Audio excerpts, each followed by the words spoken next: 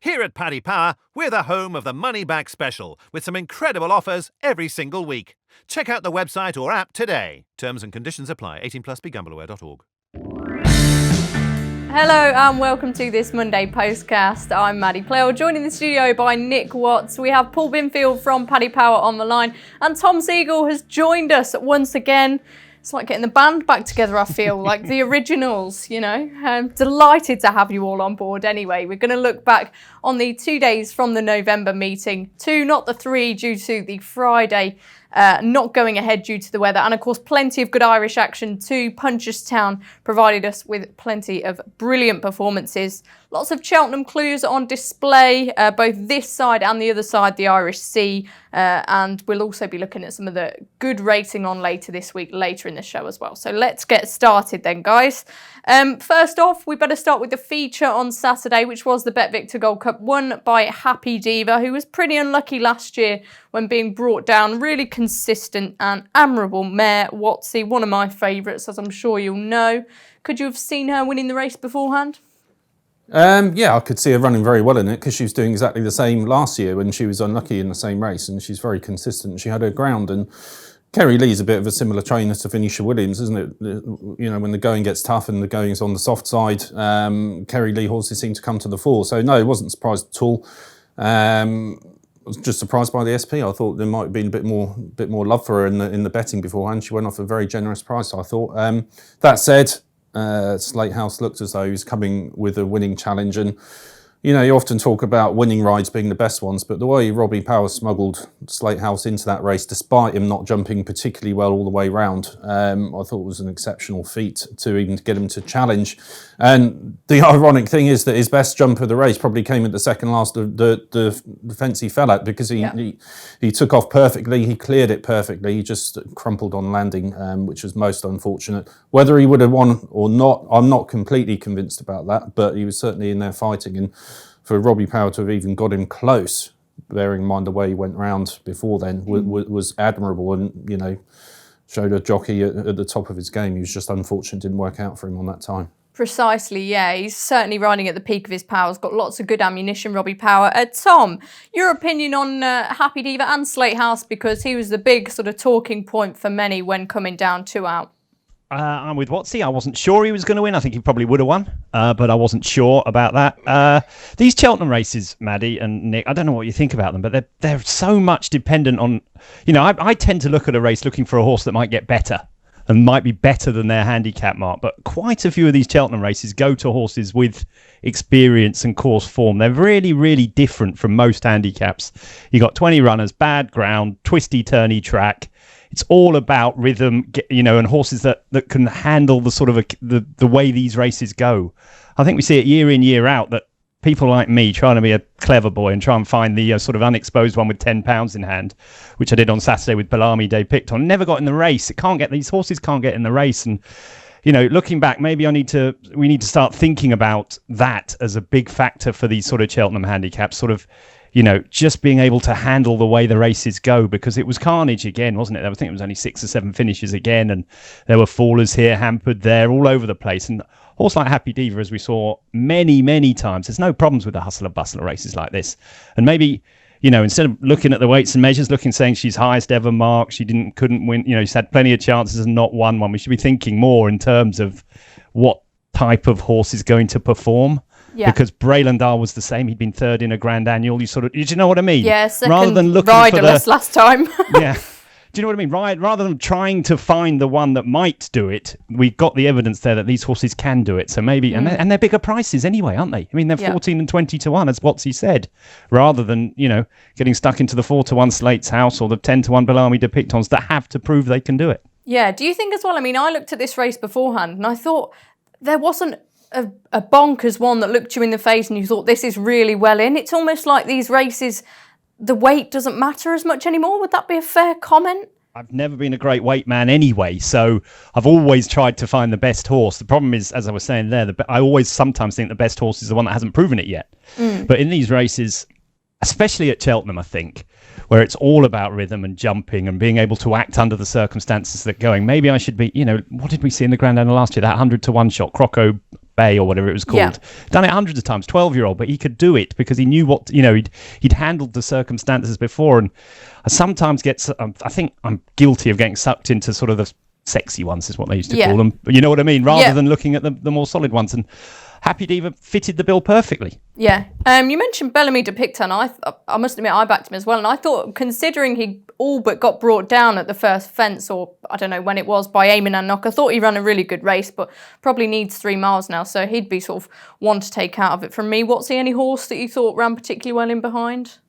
Well, Warthog ran a nice race on his return. Again, he was one, if you look back at last season, you could have given him an each way squeak, and he's run a really bold race. But that aside, Warthog, Slate House. Probably if we get similar ground in the big handicap next month at Cheltenham's meeting, he might go back there and might get some recompense. But as we've seen already, he's been found by the market, and the way he ran on Saturday, you're not going to get much more mileage in his price. If he goes for something similar next time. Exactly.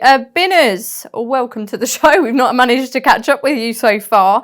Good afternoon. The next logical target for a lot of these is going to be the Caspian Caviar Gold Cup. Have you got a price on Happy Diva for that? Yeah, we put her in at 8-1, Maddie. It was brilliant to be at Cheltenham on Saturday, seeing all the pilgrims return to the home and national hunt jumps racing after a disappointing day on Friday. And I'm very pleased for the Lees. I'm pleased to say I once enjoyed a barbecue at Richard and Carol Lees, and they put on a good show. So Happy Diva gained recompense for last year, and she's 8-1 for the Caspian Caviar. I wish I got invited to these barbecues. Anyway, we'll move on. We spoke about Robbie Power earlier, and he was at his very best when guiding West Approach to victory. I think it was his 16th attempt at Cheltenham. And Tom, what can I say? Is Thistlecrack's brother? He's got the ability. Yeah, he was good. It was a bad race, wasn't it? Let's be honest, it was a bad race. That I thought once Ramses Dete sort of floundered a bit. I don't know what happened there. I don't think it took much winning. What would you do with him now, West Approach? I'd run him in the Ladbrokes Trophy if he's in it. I'm not sure he is, but that's the race I'd go for. I think he's very, very similar to last year's winner. Remember Watsy? We all sat here thinking, who's that one that won at a big price last year? Oh, Sizing Tennessee. Yeah. He is in it. He's a 14-1 shot. That's where I'd go. I think his confidence is up. You could ride him the same way, and I think he'd be in the 4, definitely. Yeah, okay. Anything to add on West Approach? No, he's one of those horses I don't mind taking a chance on, because he's got the ability there. He's got it in the tank, and he has to be ridden perfectly, and things have to fall right for him. But I'd rather take a chance on a horse like that that's got it in him to win a decent pot than one that maybe hasn't. So yeah, I'd be interested in at decent prices in all these big handicaps this season, because it's a very good chance for him at least grabbing a place. Yeah. And possibly if the cards fall right for him, hitting the top spot. So yeah, I could see him running really well in something like a Ladbrokes Trophy. Yeah. Yeah. I'm preparing to eat my words here, but Holstone was another one of the winners on Saturday. And Tom, I'm not quite convinced that we've seen the RSA winner in Britain just yet. What did you think of the race that he won?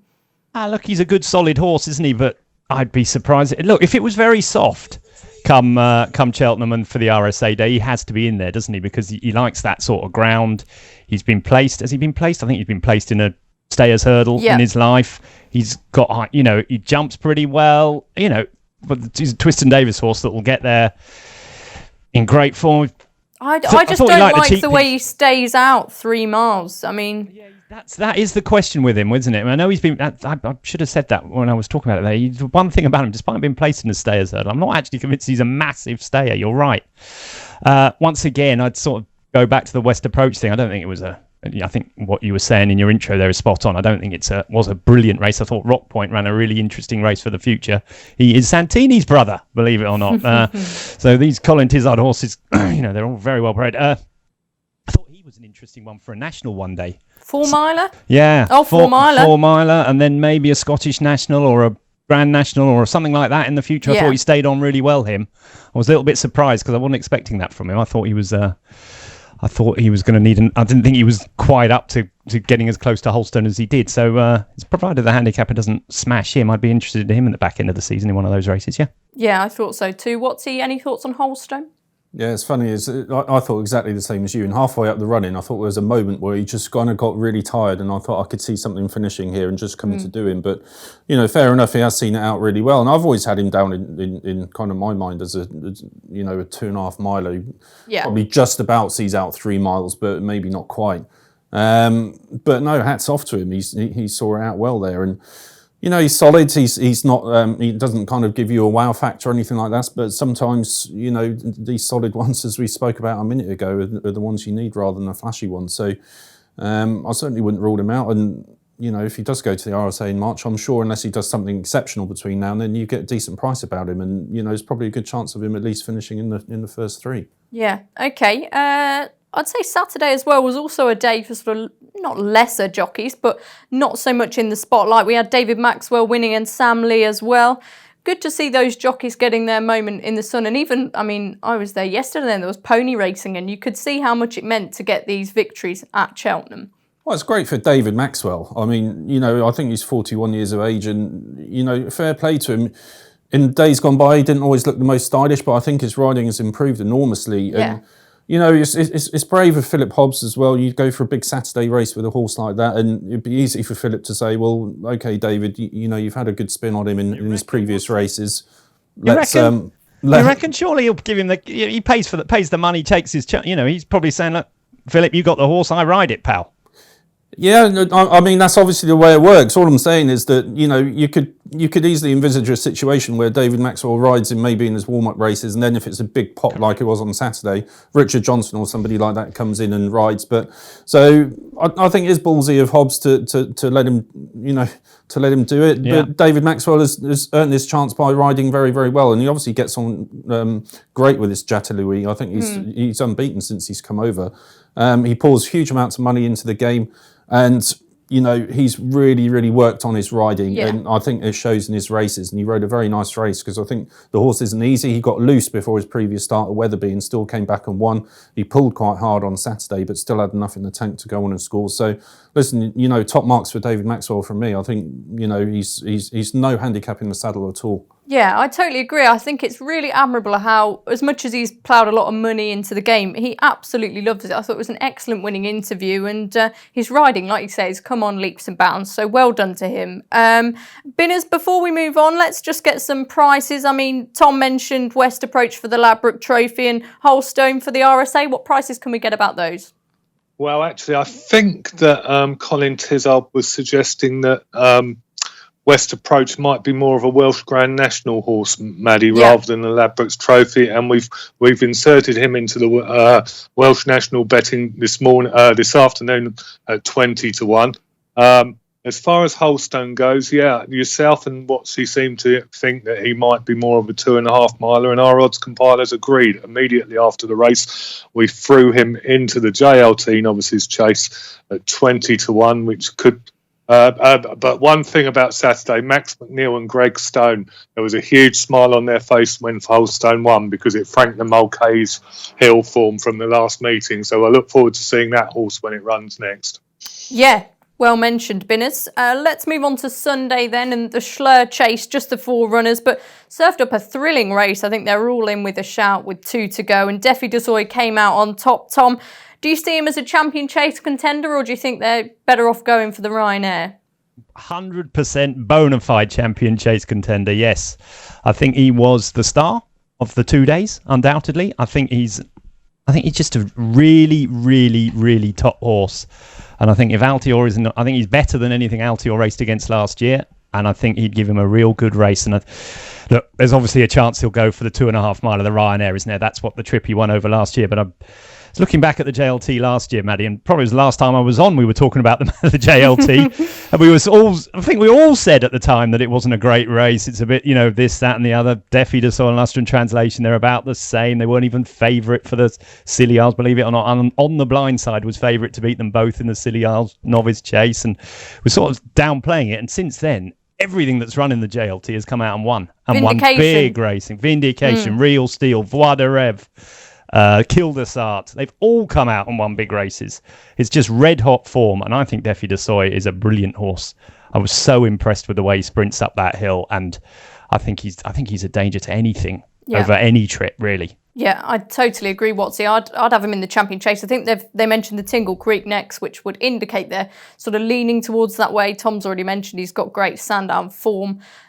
Just a really bonny little horse, and I thought he jumped maybe slightly more carefully than some of the others, but you'd expect that first time out for a little horse. He's just got such an engine, hasn't he? Yeah, no, love the horse, and I don't see any good reason why they won't go for the champion chase. If you've got the choice of both, I think you'd rather win a champion chase than Ryanair. I was slightly surprised last season they didn't go down the Arkle route. I thought we could have won that race easily. They decided to stick with the longer route and it paid off, obviously, because he won. But arguably a fast run 2 miles might even suit him better. And, you know, you look back at the history of champion chase winners, most of those horses stay 2.5 miles, no problem at all. So coming back in trip, obviously no issue for him at all. I'm very, very interested. I know Chacun Pour Soi put him in his place at Punchestown right at the end of last season, but you know, I'd always have a bit of trepidation about trusting form at that stage of the season too much, because Defi Dussel, you know, obviously had been through the rigours of, you know, going to the Cheltenham Festival, etc., and having a full season. Might possibly just been a little bit over the top by then. So yes, very much at the top of my radar for the champion chase. If I were Connections, I wouldn't even dream of sending him to the Ryanair and trying to stretch him out. Why not try and win a champion chase? He's definitely capable of doing it. Yeah, I must admit, after he won yesterday, someone told me he was still 14-1 for the champion chase. I thought that was an absolutely bonkers price. I really do fancy him for that if he goes that way, Binners. So what price is he now? Wow, if you could have got 14-1, Maddie, you should have steamed in. I know. We went 7 from 12 for the same race immediately afterwards, and he has also usurped Ern Dussel as favourite for the Tingle Creek Chase at Sandown next month. And Defi Dussel now heads to market at 15-8, Ern Dussel on 2-1, and Politolog, who he beat on this weekend, has gone out to 5-1 from 4-1. But so the Tingle Creek could be an absolute cracker if all of those turn up. Yeah, we hope they do. And the other big race yesterday was the Greatwood Hurdle, and Harambe got up under Tom Bellamy. A big moment for him now that Wayne Hutchinson's exited the scene. He's riding a lot of Alan King's best horses, and this horse was a decent novice last season, Tom, and he clearly came on a lot from his run in the Persian War. Yeah, good strong stare, wasn't he? Once probably not the best Greatwood we've ever seen, but we keep saying that, and these horses, we don't actually know that. As I was saying before, we were talking about the JL2 being rubbish at this in March last year, and look what's happened since then. So yeah, he's a really good strong stare, and he did really well. Another good ride. I thought, you know, going back to the whole meetings in general, I thought Philip Hobbs had a fantastic week. I thought Gamble ran another great race here. I mean, he'd be very interesting in a county hurdle on good ground for me. I think the ground was too soft for him. Didn't even mention Time Hill, did we? Yeah, I was about to get to him, yeah. We didn't, talking about that novice that I'll never pronounce that David Maxwell rode. Time Hill's same course and distance, 9 seconds quicker. So Time Hill is a proper Cheltenham prospect for me. He could even go 3 miles. Could even go to the Albert Bartlett. So, one of the things I took out of the meeting was just what a great time Philip Hobbs had, and plenty of his you could put in the tracker, that's for sure. Okay, that's interesting. Time Hill and Harambe, what do you think of their performances? Yeah, I love Time Hill. I mean, the form of that Cheltenham bumper from last season working out fantastically well. Envoy Allen.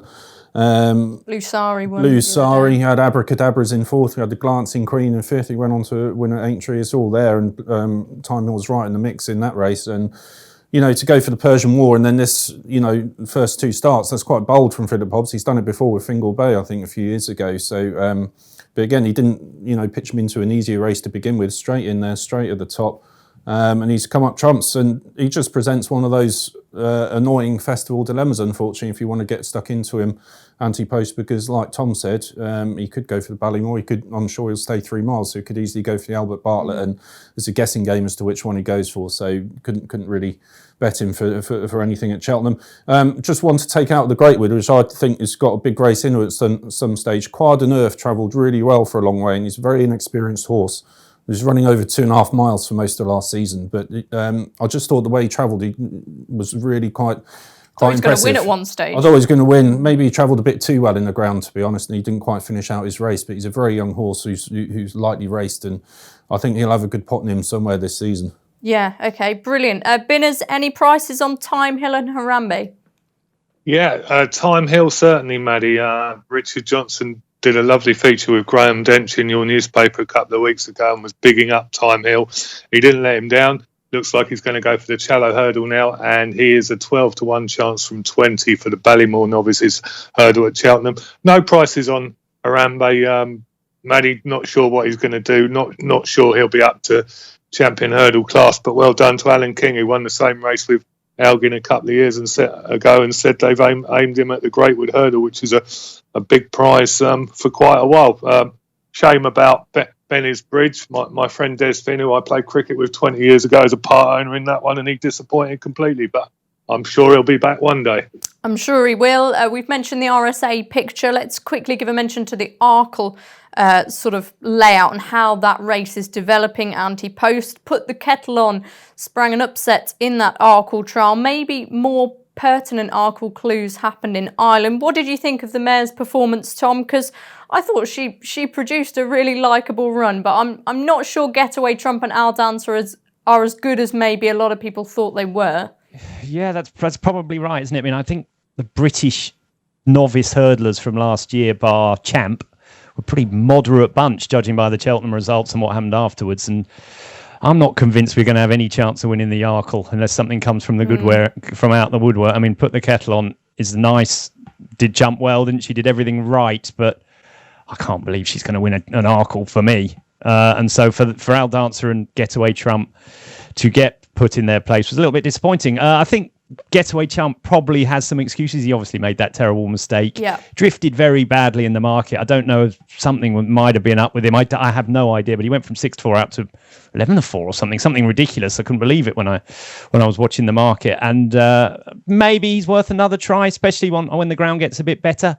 But as an Arkle trial, I doubt it. I doubt any of those will be troubling the judge. Yeah, I agree. Let's move on to Punchestown then, and a big story to start us off. I think many people enjoyed this. It was probably the highlight of the weekend for me, and that was Faheen winning on his novice chase at Bow. Wasn't without mistakes, Watsy, but it was great to see the engine sort of purring at the end. But I know you've not particularly been in total agreement with the fact that they've sent him chasing. Yeah, I mean, it's not going to be a universally popular opinion, and I was, as delighted as anyone to see him come home safe and win the race. I just don't think there's much upside to sending a horse chasing, a few weeks short of his 12th birthday, and I'd say that for any horse, not just for Faheen. I'd say it for any horse in training. If it's that late in the day to start a new discipline and learn something new. I don't see, if you're looking at the spring festivals, he's going to be, if he makes it, he's going to be taking on horses half his age. Which I think, is very difficult to turn the clock back with horses.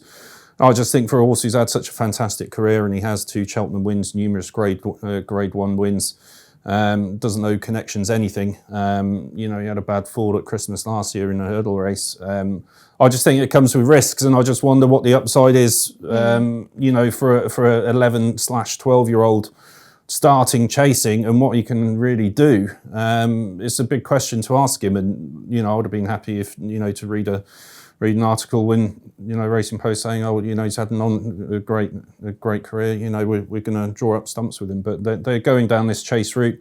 I hope it works out for them, of course. But would I be interested in backing him for anything big next year, next spring? No, not really. Just hope he hope he can hold his head up, and if he pinches an odd race, fair enough. But what would really add to his CV is already fantastic. As it is now.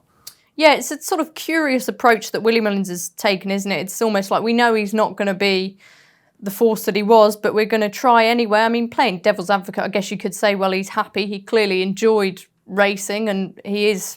He did hopefully make still one terrible sound. mistake, of course, but Yeah. And he's taken on inferior horses here, so he's able. But I fear if they pitch him into a grade 1 or a graded race, obviously more pressure on him. We will put a bit more pressure on him, and I don't know. Maybe I'm going a bit soft, but it's not something I'd kind of relished him going over fences. Yeah, I'm sure you won't be the only one. Tom, what did you think to the whole episode? He's going to be a new dad, isn't he? So he's gone all soft in his old age, isn't he? Look, he's a 12-year-old. He's been a brilliant horse, absolutely fantastic. What do you do with a horse like that? He's still enjoying his work. He's not going to win top hurdles, probably, is he? I hope they don't go too hard too soon, like Watsy says. I hope they don't throw him into the 3-miler at Leopardstown straight away. But look, it's Willie Mullins. He's a genius trainer, isn't he? He knows what he's doing. He knows the horse inside out. Let's see what happens. Yeah. It's great to see him win, whatever. It was great to see him win, wasn't it? Yeah, and on that note, we might as well pair in Douvan here, who won the Clonmel Oil on Thursday. Again, wasn't without a couple of mistakes, but he looks very, very good now again, Tom, doesn't he? Oh, he's a superb horse, him, isn't he? I think if he'd been at his peak and him and Altior at their peak, I think we'd have had, we'd have been talking about races for the ages. Really, really do. It's just such a shame he's not as tough as Altior and has his injury problems. But yeah, he was back, wasn't he? I mean, who knows how high these horses can get once they've been injured and come back. But are they not betting propositions for you? They are, if the price is right. If he turns up in a King George at 14-1, then yeah. Yeah, I don't see any reason why not. He's too good a horse. We know that. For them, I mean, he'll never be 14-1, will he? Of course he won't, because it's Douvan. But if the price is right, then these horses are betting propositions for me. Yeah, I think sometimes we can get a little bit ageist and injuryist, if that's a word, about these horses. You know what I mean? They can come back. These horses are standing training, aren't they? They're at Willie Mullins' yard. They're not sitting around there just eating hay. They're getting fit, ready, and aggressive to run in horse races, and they're clearly enjoying it. Yeah, absolutely, they love it. They absolutely love it. So, yeah, both of them could be betting propositions if the price was right. Of course, they could, because they're brilliant racehorses, and it's great to see them. Yeah, it certainly is. I mean, just pure joy watching Fahim fly the last and Douvan coming home in front as well. Binners, just update us on where they could head at Cheltenham or indeed anywhere else. Well, it's good to see Nick Watts not sitting on the fence. It'll be fairly amusing to play back his interview if Fahim steams up Presbury Hill in March. We make him 16 from 33 for the JLT Novices Chase. And Douvan, as you say, lovely performance at Clonmel. We made him 12-1 from 33-1 for the Ryanair Chase immediately afterwards. That price was too big, and he's now 10-1 for the Ryanair. Fabulous. Now, what did we learn about the champion hurdle picture in the Morgiana Watsy, won by Saudi? Many people anticipating Classical Dream to go and win, but he just sort of blew up and looked a chaser in the making, to my eye. Yeah, no, it was a really fascinating race because I'm not privy to any kind of information from Willie Mullins' yard, but there was a few whispers around in the summer that Saldier might be one for this season to come to the fore. Obviously he had that run against Espoir d'Allen last season when he was upsides when he fell, and obviously had quite a bad knock that day. I think he broke his nose, according to Willie Mullins. Had to have a lot of time off, but if you take Espoir d'Allen as the pick of the crop last season, unfortunately he's obviously not around now, but he won the champion hurdle in great style. So Saldier for me was always an interesting horse on Saturday. What we don't know is the relative fitness of both of them. Saldier against Classical Dream, what Willie Mullins has left to work on with the pair of them was one, arguably a bit more fitter than the other. How they both summered, we don't have that kind of information. So people who would have been disappointed with Classical Dream maybe not winning shouldn't tear up the tickets just yet, because there might be a huge amount to come from him.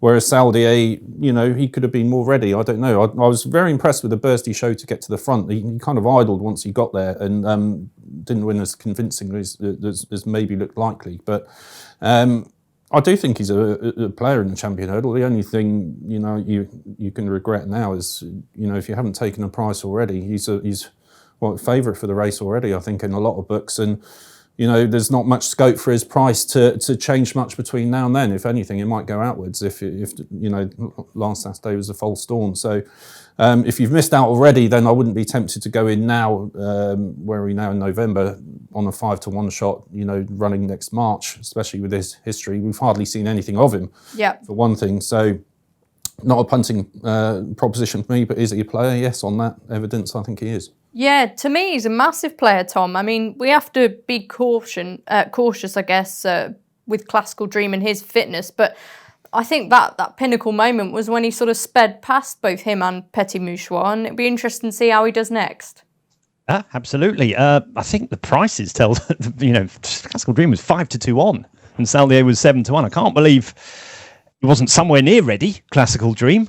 because there's just no, the word would have been out, wouldn't it? That they fancied one more than the other, and clearly they fancied Classical Dream, the Mullins yard, didn't they? Judging by the prices, has to have been the case. One thing I would say is that when you have horses coming back from a long absence like Saldier does, I often think the first time is the time to get them. Trainers aren't going to leave them short first time up, risking injury again. If you're not fit and you go into a tough race first time up, not fit, it's a recipe for disaster for me. So I'm pretty sure he would have been very, very ready for that, Saldier. He's a player, isn't he? The thing about the Champion Hurdle, and we're going to say it 50 times until we get to the race, is that it's not a very good race, is it? You've got Bouverdaire still the favourite. He's a great horse, lovely Bouverdaire. We all love him, fantastic. But you're struggling to find, now Classical Dream has sort of had his bubble burst, a really bona fide, horse to take him on, aren't you? So we're going to...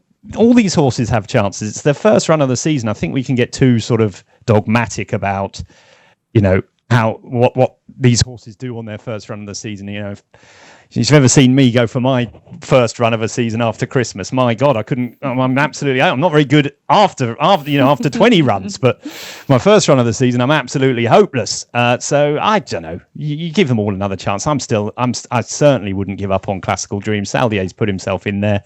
Would I back either at 6-1 now? No, I wouldn't, because I think there's going to be something's going to come out the woodwork. I'm a Coeur Sublime fan myself, if anyone wants to know. I think he's going to be a really good horse this year.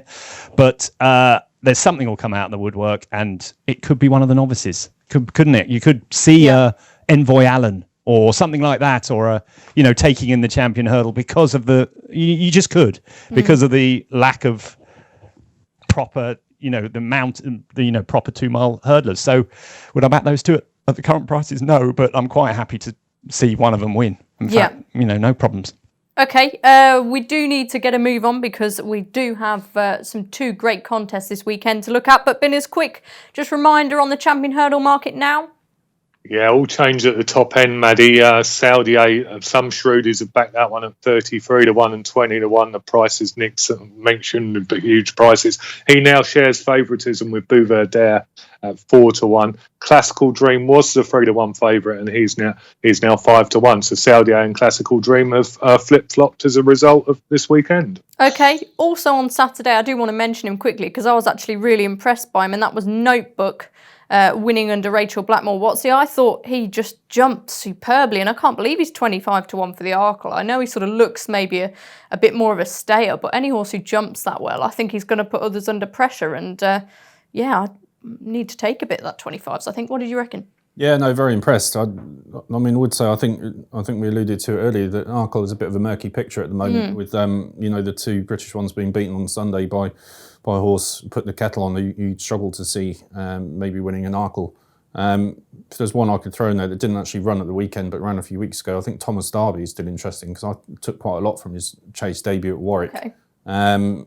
He's taken on a race fit horse of Harry Skelton's and jumped pretty well, and I think there's a huge amount more to come from him. And just briefly on the weekend, Yanworth, Ender Bolger. He's on my list, yeah. We're talking about legends, Willie Mullins. How on earth has he convinced Yanworth to go over those big banks and that kind of thing and show his best form? And he was a horse, he was a bit of an enigma at the end of his days with Alan King. And I thought once I saw Ender Bolger and Yanworth in cross-country chases, I thought if you can work the Oracle with him, then, serious training performance. He should be knighted or whatever, he deserves all the awards going because, amazing to get him back, and he's probably a player in the cross-country division. Yeah, he's certainly got that class edge. Tom, Battle Over Doyen's the only one that we haven't covered from Ireland left on my list, including Yanworth and Notebook. What did you take out of those 3 performances? Interesting, the sort of reaction to Battle Over Doyen. I think people were expecting a little bit more from him, and I could see that, but I think he's a fantastic jumper. Yeah. I really do think, in time he'd be a national horse if he ever, but he's probably a bit too good for that. But he's an absolute brilliant jumper. Whether he can run fast enough is the problem for me, because he sort of didn't, he sort of looked a bit slow, didn't he, on occasions on Sunday. But he's a brilliant jumper, and I don't think we should be underestimating the form. He beat a very experienced Cheltenham Festival winner in Any Second Now, who's rated, 150? 150. You're beating him, 5 lengths on your second ever chase start. It's not a bad effort, is it? if you look at it in those terms, while we're all expecting him to come out and sort of do a champ and look like a superstar, he did what was required, and he's a really good horse. I'm looking forward to the battles, those two, Champ and Battle Over Doyen, as the season progresses. Yeah, a list of horses that were beaten in that Florida Pearl. I nicked this from the preview, but quite impressive. Don Cossack, Presenting Percy, Shattered Love, Disco, Blow by Blow, Verywood, all Grade 1 winners that were beaten in that race. So he's clearly done well to win it for whatever reason. And again, just back to you, Binners, for a quick update on those prices for the future. Well, Maddie, Notebook 25 to 1. That one for the Arkle. That price is likely to contract now that people know that you're quite a big fan. In the cross country chase, Yanworth has shot towards the head of the market. Tiger Roll still heads it at 2 to 1, but Yanworth is 6 to 1 from 20 to 1. Well done to Ender Bolger. And Battle Over Doyen, very exciting customer. That one is 8 to 1 from 12 to 1 for the RSA chase. Thanks very much, Binners. We will take a quick break now before looking at Ascot and Haydock on Saturday. What's my horse's handicap? The fact that you're backing him? Everyone loves a newbie. That's why Paddy Power Games are giving all new customers 60 free spins on daily jackpot games. New Paddy Power Games customers only, one per customer. T's and C's apply. 18 plus. BeGambleAware.org. Welcome back to this Monday Postcast, and what a weekend we have in store. Can't wait. We've got Altior v Surname at Ascot in the Christie 1965 Chase. That's the Grade 2 over 2 mile 5 and the Betfair Chase 2. But let's talk about the first one I mentioned first. And this clash has been built up for some time, Watsy. I mean, Surname, obviously, he's technically the top-rated horse in the race, but Altior's been a champion for many, many seasons now, and stepping up in trip, this is the clash we all want to see.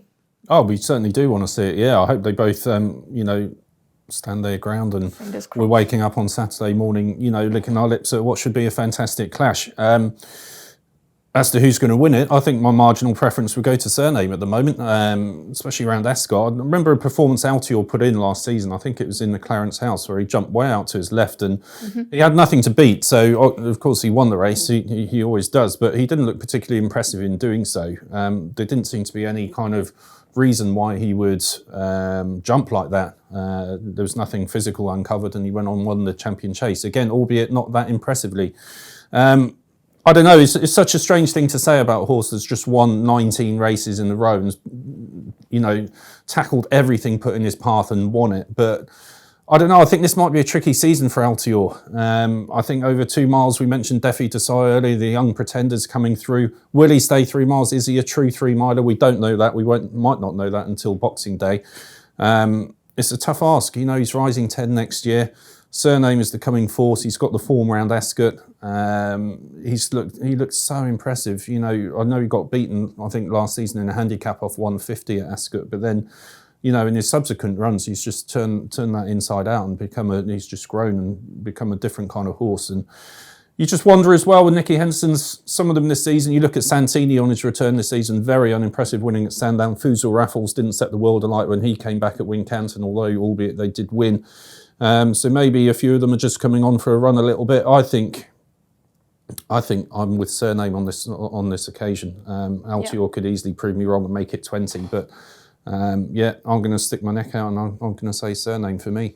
I'm going to agree with you. I think if this race was in any other conditions, you'd probably be going for Altior, but Surname just seems to be incredible, a real force of nature around this sort of 2 mile 5 trip around Ascot. And yeah, I think Altior could be vulnerable. I was at a panel in the week, and I know Paul Keeley agrees. Quite a few people agree that this year could be quite tough for Altior, but I'm sure he could well prove us all wrong. Tom, which side of the fence are you on? I see the Surname argument, definitely. My take on this race is slightly different in that I think Altior's superb fresh. I think he's at his best fresh. I think quite a lot of the time, first time out this season, he looks spectacular. I agree with Watsy. I don't think he was anywhere near his best last season. I think there was something up with him personally. I agree with him that he jumped out to his horses. Don't do that have never done that before unless they're feeling something. I think he could bounce back to his very best this year and be the super horse that that we know he is. My issue with Surname, he's never won first time out any season. He's running bad races. And like Watsy said, although Nicky Henderson's are coming on for the run, so are Paul Nicholls. Well, that's right. And the only thing you'd say about surname is that first run for Paul Nicholls, he was 5th of 8 at Ascot.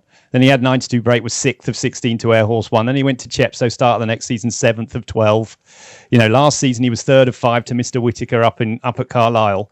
He doesn't have a great record fresh. He looks like, to me, the type of horse that sort of runs himself into fitness. Now, this is obviously a big race, but it's only a grade 2. It's not like we're sitting here saying this is the be-all and end-all for these horses' seasons. And I personally slightly prefer Altior. Okay.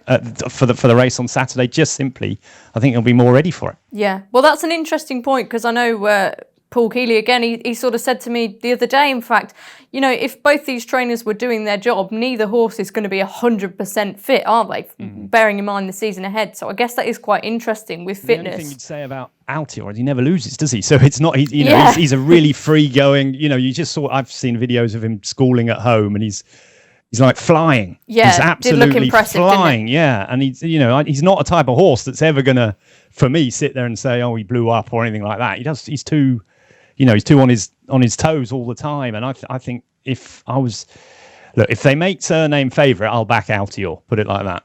Yeah, I think a lot of people would. Binners, who is your favourite at the minute? Well, Maddie, we've just gone over it, and we make Altior the 8-13 favourite. Surname 11-8. Some of you popular on him. 16-1 top notch, and it's 33. The Rags, Keeper Hill, and Solomon Gray. Thanks very much, Binners. Now, I just want to, before we move on to the Betfair Chase, revisit this again. And where do you see their sort of seasons ending up, Tom? Altior, do you really think he could be a force over 3 miles? Yeah. Gold Cup horse? Nope. I think he could be a King George horse. Once again, though, I'd slightly with Watsy. I'd prefer him the other way around, left-handed. I think right-handed just tends to jump a little bit out to his left, but I do think he can be a King George horse. Lots of horses from 2 miles. Edredon Bleu won it, Desert Orchid won it. Lots of horses going up from 2 miles have won the King George. He's definitely going to stay 2.5 miles, isn't it? We've seen that. He's such a strong finisher in every race he's ever run in that I can't see that being an issue. I think he's got a great chance of winning the King George. I don't think he's a Cheltenham Gold Cup's totally different kettle of fish, isn't it? 3.25 miles round there. Big slog, isn't it? It always goes to it's always a strong staying test. I don't think he'll run in the King Gold Cup. I really don't. I think he'll end up back in the Champion Chase probably. But King George, I could see him. I could definitely see him winning that. And what about surname? Well, I think he's got to go right-handed, hasn't he? So I think we're looking at the same sort of races that he'll run in that Grade 1 at Ascot, when the race he won last year.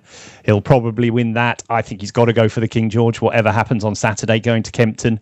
And then I think he'll end up at Punchestown, because I don't think he's going to win round Cheltenham. Yeah, okay, interesting. Anything to add before we move on? No, Tom summed it up perfectly. So, yeah. Okay, brilliant. We're all happy families today, isn't it? It's fondness makes the heart grow stronger and all that. Absence makes the heart go stronger. I'm very tired today. You'll have to excuse me. We'll move on to the Betfair Chase, as I said. And Bristol de Mai, he's going for his hat-trick. He's absolutely mustard around Haydock, isn't he? We got lost in translation. Frodon Altior is interestingly still in there, I'm told. Ballyoptic and Elegant Escape making up that field. Tom, I mean, it's a funny race, this, isn't it? Because it's a very set of sort of specialist skills needed, and Bristol de Mai clearly has them first time out. If Lost in Translation can beat Bristol de Mai on soft ground around Haydock, then that's something, and he is something special, because no other horse has been able to do it, have they? I mean, he seems to win this race by absolutely miles every season. Just something about Haydock and him. It's crazy, isn't it? Because he's just clearly nowhere as good anywhere else. I mean, there's been a lot of multiple winners of this race, hasn't there? Yeah, there have, and it's very much a specialist track. I mean, I get in trouble when talking about Bristol de Mai, because we always say, "Oh, he's better at Haydock than everywhere else." The truth, he came third in the Gold Cup. Let's not muck about. He's an absolutely brilliant horse at lots of tracks. He's just better at Haydock than he is elsewhere, and I think that just the nature of the track suits him perfectly. He's beaten Gold Cup winners round there. He's if Lost in Translation can beat him round there, then he really will be a Gold Cup. The horse that you, Maddie, keep telling everyone he is. I love him. I think he's really good. Lost in Translation, jumps brilliantly. I think, if he, as I say, if he can, he's had a run, which is a help, hasn't he? Bristol de Mai hasn't had a run this season. Often he goes to Haydock with a run. He hasn't had one this season, so there is a chance. Bristol de Mai's not going to be improving, is he? We know where he stands with him, but his form around Haydock's really, really good. I mean, he's almost, he's right up there with the best chasers in the country round Haydock. And if Lost in Translation can beat him there, then, well, he is something special. And do you think it's between those two? Yeah, okay, interesting. Yeah. I mean, I've said it before, and we've all heard me talk about Lost in Translation for far too long, but I still wonder if he's necessarily the one for a slog, if the Gold Cup was that way. And even this race, I think he's almost too good for those sort of really, brutal races. But I'm definitely looking forward to seeing him, Watsy. I mean, who would you be backing in this? Well, you've actually hit the nail on the head there, Maddie, in terms of the weather. And you've got to have an important look at that this week, because I think the ground is soft at the moment.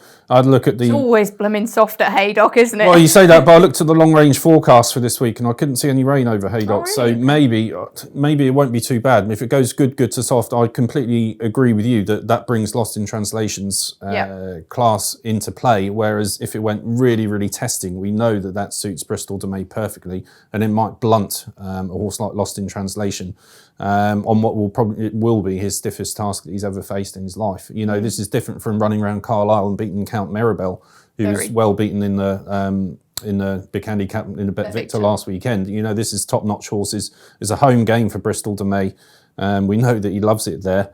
And so it's a real acid test for Lost in Translation. And this is, he's in with the big boys now, and he's got to prove he can swim.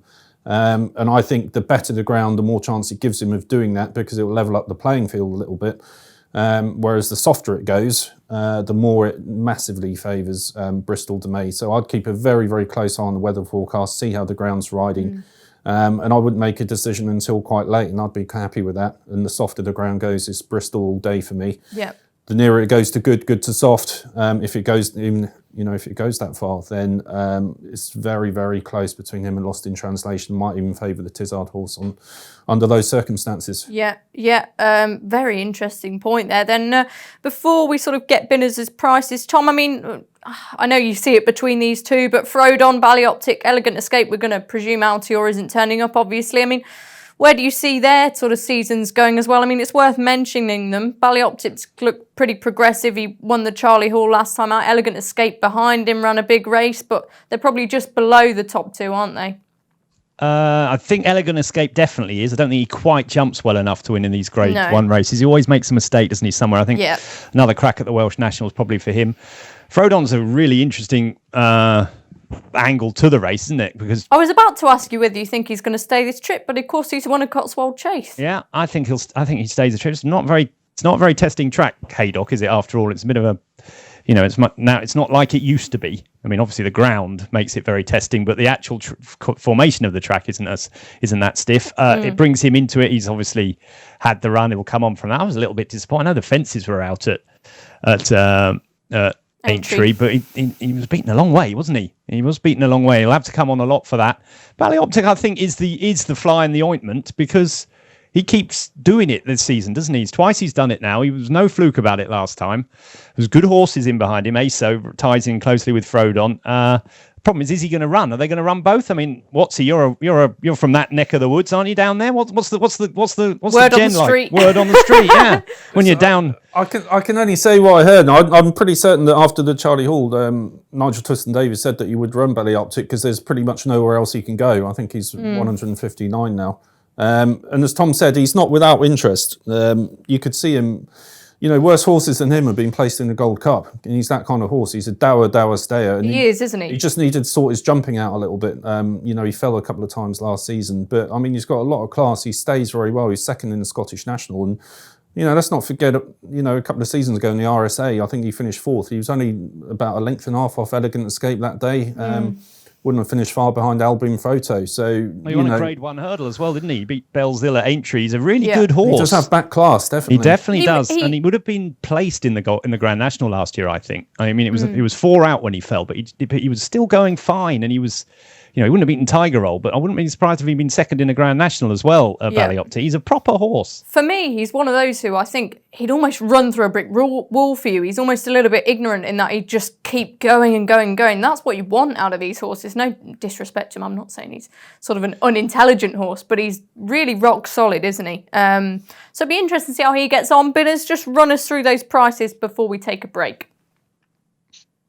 Well, Bristol Domain to do it again, Maddie. That one's an even money favourite, and it's 15-8 Lost in Translation. A brilliant jumper. 6-1 Frodon, 7 Altior, 12 Ballyoptic, and 14-1 the outside of the field, Elegant Escape. Thanks, Binners. Haven't we got a treat in store this weekend? Aren't we lucky to have it to look forward to? Let's take a quick break now, as I mentioned, before we look at the racing this week. I'm Jose Mourinho. I know a thing or two about being special. Finding pastel de natas in a London cafe? Special. Winning the daily jackpot on Paddy Power games? Not special. Understood, Jose. Yes, someone wins an average £40,000 jackpot every single day. So if you win, don't think you're special. Daily Jackpots by Paddy Power Games. Jackpots must be awarded by 11 p.m. and vary from day to day. Jackpot is shared with other operators. Available on selected games. T's and C's at paddypower.com. 18 plus BeGambleAware.org. Welcome back to this Monday Postcast then. Although we have great action on Saturday, it's pretty good before we get there. We've got Footpad hopefully running at Thurles and good racing also on Friday at Ascot before that big 1965 chase. And Watsy, you're a big Hexham fan and they've got a 4-miler. I've been told this is your area of expertise. Yeah, I've been told I've got to find the winner of the Hexham 4-miler. Why? Where's this come from? I don't know. I think it's because during the Cheltenham Festival, Hexham always have a low-grade meeting up there and they have a 4-miler, and those kind of races just appeal to me for some reason. I don't know why. I've got a lot of patience, so I can sit there for 10 minutes, quarter of an hour, have a cup of tea and watch it as it slowly unfolds, and a bit like a game of chess, I suppose, isn't it? And Patience of a saint. Right, who's your next best then? Well, I was going to give my nap in the 4-miler, so my next best is actually at Ascot on Friday, 3:15, Rikers Island, also Philip Hobbs's, has to go right-handed. Had a recent blowout at Exeter, finished 4th in a handicap there, dropped £2 for that. And he looked really good at times last season. He would have won a big race at Newbury, but he jumped out to his right at the last and got beaten, and it's clear that you can't go that way round, so he's interesting at Ascot on Friday for me, for the NB. Brilliant. Nice. Like it. Philip Hobbs, as you mentioned, in great form, isn't he? Binners, who's your next best? Well, I'm going to go to Kempton on Tuesday, Maddie. The 3:20. It's the over 1 mile and 3. It's the London Middle Distance Series final. I'm going to go for a horse of Dave Simcox called Kittar Bart. The pronunciation police can have a good go. Kitterbat, there you go. The pronunciation police can come out in force again this week. Anyway, this horse goes well on the all-weather. He's had a win and two-thirds in 3 starts. I thought Jim Crowley gave him a lovely ride last time. Really patient. Took the race on the line. He's only gone up a couple of pounds for that, and I think he can strike again. Brilliant, Binners. We won't mention Andy Dufresne again this week. Tom, who's your next best? Alan King's Precepts in the 1:45 at Wincanton, whenever that is. Is that Thursday? On my list, yes, Thursday. I thought he ran a really, really good race in the... What's that race called now? It used to be called the Fred Winter. I can't remember. I'm getting old. Boodles. The Boodles Hurdle, that's it. Sort of was in front, jumping the last. You can't be in the front, jumping the last in that race. You know, they always come at you like kamikazes from the back there, and he did too much too soon. I think he's definitely got a race like this in him, and I thought after his warm-up run, he'll run well at Wincanton this week if that's where he goes. Brilliant. We'll get the naps now. This will not be beaten. The question we're all asking is who wins the 4-miler at Hexham on Wednesday? Yeah, I couldn't believe, first of all, that you've never seen the Shawshank Redemption. That's crazy. He's bad. You've got to sit down with Dave one night, have a nice romantic night in with a glass of wine and some popcorn and sit down and watch the Shawshank Redemption. It's fantastic. 3 bottles. It lasts about 4 hours. It's a long one, but it's a good one. I'll either be asleep or off my face if I go through 3 bottles of wine, as you know. Anyway, what's he? But back to the 4-miler. Yeah, there's a horse of Sandy Thompson's called Hasdrubal, who he got from Henry Daly, and Henry Daly only ever seems to train stayers, really. And he's had a wind up. Second last time at Kelso was a good run, and I think he'll love the trip. So Hasdrubal for Sandy Thompson in the 4-miler at Hexham. Love it. That's on Wednesday, as I say. Binners, who's your nap this week? Has the Curracundra got anything, or Max McNeil? Who is it this time around? No, neither of those two this week. But nothing for the Curracundra. 6:10 at Kempton on Wednesday, Maddie. A mile listed race. A few interesting horses in there, including Queen Anne winner, Accidental Agent for Eve Johnson Horton. But I'm going for Dean Ivory's La Breeze. Now, he's still pretty good on the flat. He was second in the Group 2 Hungerford Stakes in August, which is good form over 7 furlongs. But he's been absolutely deadly during his career on the all-weather. He's had 4 starts, 3 wins, 1 second, and that second was on his racecourse debut, which I'm sure we can forgive him for. So I think he will prevail on Wednesday. Excellent. Good flat action still. Some really nice horses still out. Labrisa Breeze, one of them who've been as mentioned, and Tom closes the show with a winning nap. Oh, wish I could. 210 Warwick, Maddie. There's a really, really good novice chase on Wednesday. I suggest you set the video if you're not watching Shawshank Redemption at the time and watch these horses, because you've got Angel's Breath in there for Nicky Henderson. You've got Mr. Fisher in there for Nicky Henderson. You've got Not That Fuise for Dan Skelton, and you've got Torpillo for Nigel Tiston-Davis. It could be a cracker. I like Lisp, Alan King's horse. I like this horse a lot. I thought he was 5th in the county hurdle last year. I think he's going to be a better chaser. Word on the street is he's scored really well. He's had a run. He had a run out at Ascot and stayed on really well. I think whether he's as good as Angel's Breath and Mr. Fisher in future, I don't know. But I think he's going to be ready for this, and I think he might spring a little bit of a surprise in the 210 at Warwick. Brilliant. Thanks, Tom, Watsy and Binners for your time today. Thoroughly enjoyable show, and best of luck everyone with wherever you're betting this week. The team will be back on Friday to run you through those weekend cards again, so make sure you tune in, and we'll see you soon. Check out Paddy's Rewards Club. Simply place 5 bets of £10 or more across any sport in a week, and you'll get a free £10 bet then next week. T&Cs apply. 18+, begambleaware.org.